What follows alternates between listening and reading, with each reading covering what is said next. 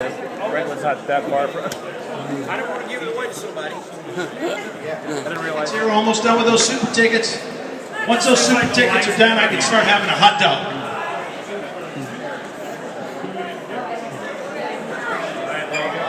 Okay. What's the name of it? Who? The lovely Nikki James. Best looking girl in wrestling. Ever. All right, Paul. Okay.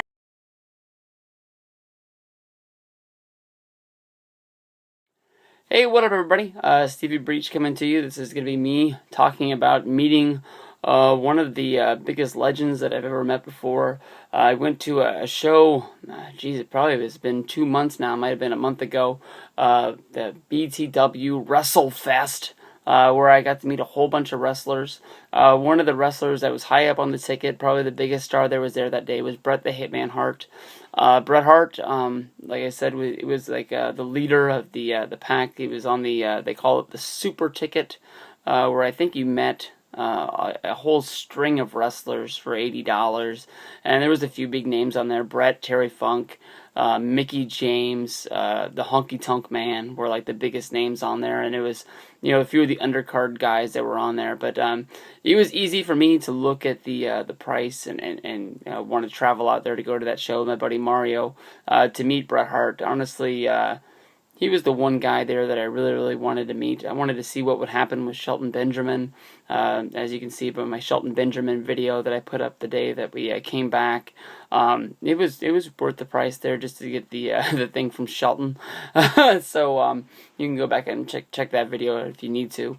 But I'm sure a few of you go back and watch that one just to see my face, because I was still pretty shaken up when I made that video as well. But this video is about the Hitman. Bret the Hitman Hart, honestly, was one of the guys who got me to change up the way that I was watching wrestling. 1991, I was about 10 years old, and I started to fall in love with the Bret the Hitman Hart versus Mr. Perfect match on my tape from SummerSlam 1991. No, I didn't have the Coliseum home video. I had 2 blank VHS tapes that somebody recorded the pay-per-view that more than likely they didn't pay for, and they gave it to me. Either that or I just never returned it. But I had that tape for years, and I watched it all the time. SummerSlam 1991, maybe because of how repetitively I watched that show, it still to this day is one of my favorite. It is my favorite pay-per-view of all time. I don't think anything's ever come close to that. I have my own separate review of that one if you want to check that one out as well. But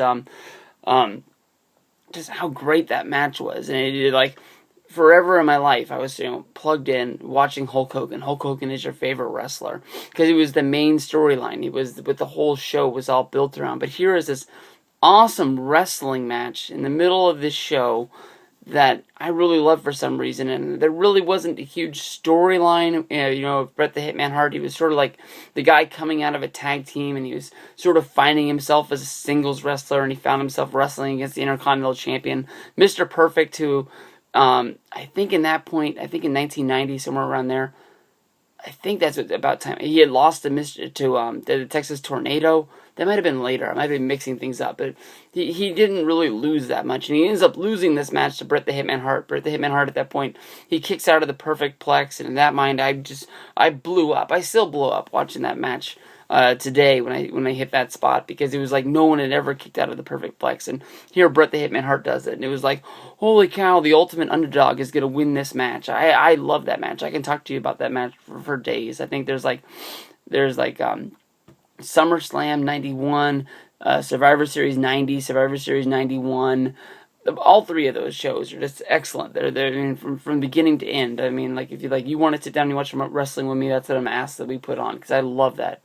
But the Hitman was the guy that maybe it's not about the main storyline. Maybe it's actually about wrestling inside of the ring, and maybe that's really draws you to it, and finding these matches that are going to be there. And even today, you find guys like Daniel Bryan, who's like right now he's got a big storyline revolving around him, but for the past few years, I'm sure there's been some fans out there who he doesn't really have a whole lot going for him, but you really find yourself drawn to the way he watches matches. He's probably one of the guys that are out there today that I can really say that him, and maybe people fell in love with CM Punk the same way if they watched his matches, like with him against Rey Mysterio, and you know, they really didn't like the storyline. They didn't really like the wrestler, but they fell in love with the matches that the guy was having and really wanted to help put this guy over. But the way they did it was Bret the Hitman Hart was on the second set of these guys. It was sort of like they had the first guys, and you walked through and you did a photo shoot, and then you walked along a table and you did an autograph session. For these guys, they had the Honky Tonk Man, Terry Funk, Bret Hart and Mickey James. They were all sitting at a table. They did the whole gimmick of you had to like put your item down. They signed it, and you had to do this weird lean in where you're like leaning around a table to take a picture. We were on the opposite side of the table, but still it was awkward to get your thing in there. When I went to that show, I dug through my box and I found some figures because I thought it'd be cool to get my picture with my old school figure. So I found my Bret Hart one, and actually, when I was digging through and trying to find those figures, I found a pair of the Hitman shades that came out in 1990. Not the cool, old school style ones. I remember the story came out that they didn't know, they had forgotten who made those, and they couldn't find a company to make them for them. So they had to go with these, separate, sort of like the WCW shades that he wore back in the day. And so I put those on for the photo. It was hard for me to figure out what I was going to get Bret to sign that day. I was thinking, do I get his book signed? I had a figure of his signed, and then I ended up finding a steal of a deal on a Bret Hart figure. The what are those called? The Elites, the newer ones. I didn't dig it out for the video because I forgot. But I promise you that I have one. And it looked really, really freaking cool once it was all done. It was actually funny because my buddy Mario, he ended up buying the same figure, so we both brought the same thing to go along to the show to get signed. And I saw a lot of people getting those signed because I think that's the newest figure that he's came out with. And those Elites, the way their boxes set up are really, really cool. That are the defining moments when he's like this, and it's got the Canadian flag in the background. Those would be really, really cool. I bet he's got a Unmatched Fury as well. The set that I've started getting signed. Maybe I should become like Assault and Battery is the classic Superstars guy. Maybe I should be like the Unmatched Fury guy. I don't know. Those things are pretty flipping cool. They're a little bit hard because the way they're boxed to put on the wall like he does. But I don't know. I really, really like those figures. They look pretty cool. But the way I talk, if you've ever met me in real life, I'm very hyper. And if I'm all fired up, I spit words out real fast. Like, at the beginning of my videos, I always say, "Hey, what up, everybody?" And it doesn't really sound like you're saying things, but in my brain, it comes out perfect. And Bret Hart, who had his stroke and all that, I got to meet Bret Hart. I was the first in the line, and I think I honestly said like 3 things extremely fast, and I don't think his brain even caught up because he just looked at me like, "What the fuck is going on?" And I'm like, this is not going that well. And I had so much I wanted to tell him how much I loved the SummerSlam 1991 match, and how much he got me to change into wrestling, from just liking the main things and now going into actually watching awesome wrestling matches. I wanted to ask him about how he could think that the WrestleMania Triple H against Undertaker thing was so mad. I wanted to ask him about I wanted to tell him how I think that he is the godfather that started the Attitude Era. There's so many people who think it's Stone Cold Steve Austin, but if you remember back to right before WrestleMania, he fought Sid in a steel cage match for the title, which would have made Stone Cold Steve Austin versus Bret Hart, the championship match, and would have just made Undertaker versus Sid match.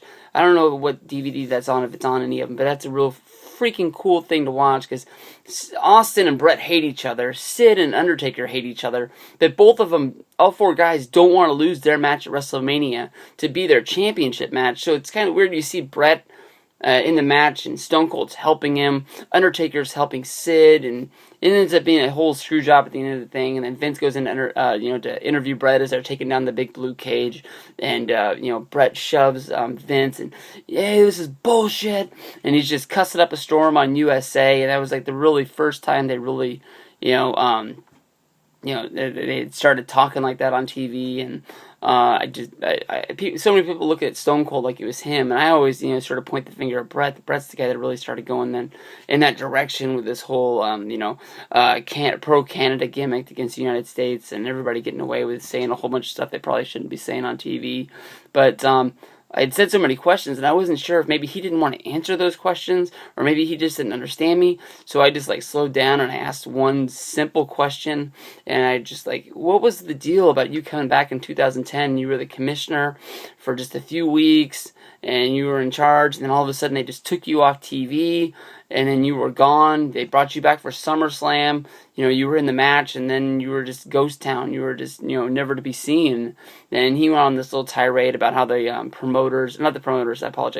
the writing staff doesn't know what to do with anybody, and they have an idea, and they use it for 2 weeks, and all of a sudden that idea is no good anymore, so they just throw it away. And he just got lost in the shuffle, and he just stopped calling and asking what was the deal, and so he just got put off on the back burner, and he was gone. And I sort of took that answer like, you know, that was all right. But the way they were doing the pictures is like, it got really, really slow because Terry Funk was 2 people down. He was on the other side of Hunky Tunk Man. And when he was writing stuff, it took him a real long time to write autographs, and he talks really, really, really slow when he talks to people. So Terry Funk was sort of slowing it down. So I'm just sort of hanging out next to Bret Hart waiting to get my picture taken. And the next thing I know, he sees my action figure, and we start talking a storm about these freaking Hasbro action figures. He asked if it was mine, and asked if it was a kid, if I had had it since I was a kid. And I started talking about how, you know, when I grew up, I had a Bret Hart figure and I had a Hogan figure. And he sort of gave me that look like, you know, Hogan figure, oh. Like it had to be Hogan. And it's pretty funny now that I'm sitting here thinking about how many sort of enemies that Bret Hart really has. When I got my picture taken, I snuck in the 4, like I was doing the 4 Horsemen deal. I was really only doing that because of the whole 4 out of 10 deal. You know, when it really comes down to it, then it gets all around the whole, you know, 4 out of 10 deal. I don't know if Bret is sort of against Triple H. A little part of me believes that and I don't even know how it makes sense, but I think that like Bret Hart believed that Vince McMahon was going to give him the company. Like I sort of feel like he has this grudge against Triple H because he's going to be moving into the spot of taking over WWE, and I don't know if Bret thinks that he is owed it.